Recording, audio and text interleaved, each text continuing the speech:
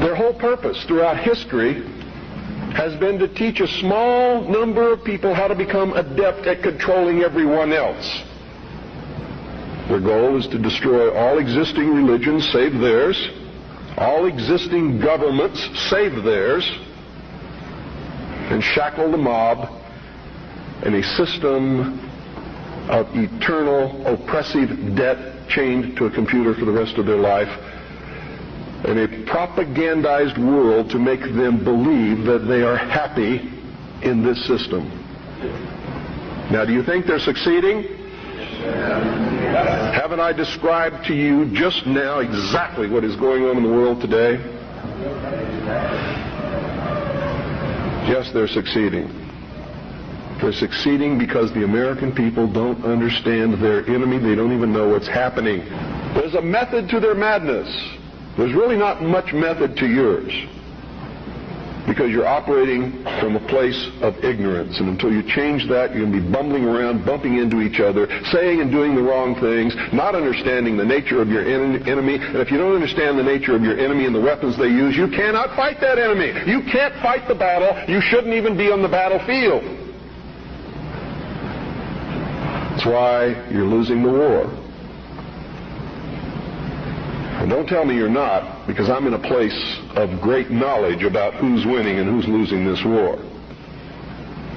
And I can assure you, you're losing the war. This country was founded by dangerous men. Amen. And the moment the people in this country cease to be dangerous men, it's going to be the day we cease to have a country. And I'm going to tell you right now, unless we can be successful in creating a real free press where the American people get different viewpoints other than those expressed in the establishment-controlled media, there's going to be a civil war in this country, and it's going to come soon.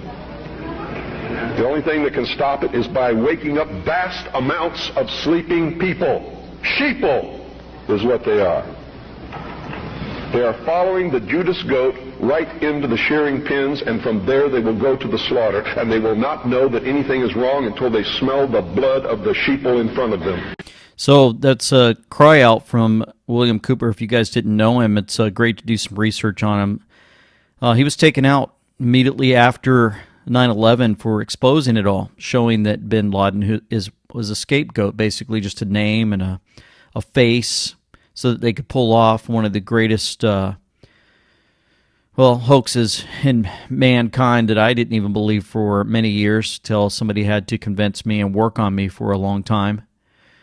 But that's where we're at. I mean, we're at what would believe many to believe would be the end for the entire world. That's what it seems like sometimes, folks. I mean, I scroll through and I see a lot of videos, I see a lot of information, and you probably do too, and it seems like at times that we're basically at the end. You read the book of Revelation, you see that, and you see that it looks like the tribulation's about to hit, and then there's going to be 1,000 years where Jesus returns and reigns on the throne. And it's discouraging. And then as you go through and you see the positive side, there are folks that are standing up for the truth, despite what the mainstream media, what the television tries to tell us. Even now, what many are going through right now, which is just not believing anyone. And most people are starting to call out saying, Jesus is the only one that we can trust. That's true. The scriptures are. We got Lieutenant Governor-elect Winsome Sears, and I like what she had to say here on CNN. Saying whether you are vaccinated. Do you want to say now? As I said, America, if it's nothing else, it's about liberty. It's about being able to live your life free from the government telling you what to do. And so we understand this thing about slippery slopes. The minute that I start telling you about my vaccine status, and then we're going to be down the bottom of the mountain trying to figure out how we got there, because now you want to know what's in my DNA. Yep. You're going to want to know this, that, and the other. You got it. In New York, you see, we have people, waiters asking people their vaccination status.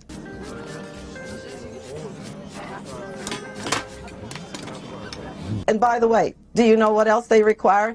A photo ID to determine if this vaccine card you're presenting is really you.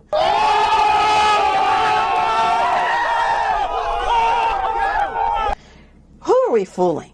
Come on. Let's say you get the vaccine. Go ahead and get the vaccine. If that's what you want to do, get the vaccine.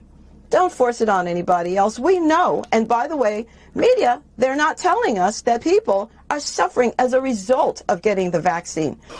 What? I can't believe you just did that. They have all kinds of problems. I understand it might be the minuscule, but when you're the one out of 30,000 that gets it, it's important to you.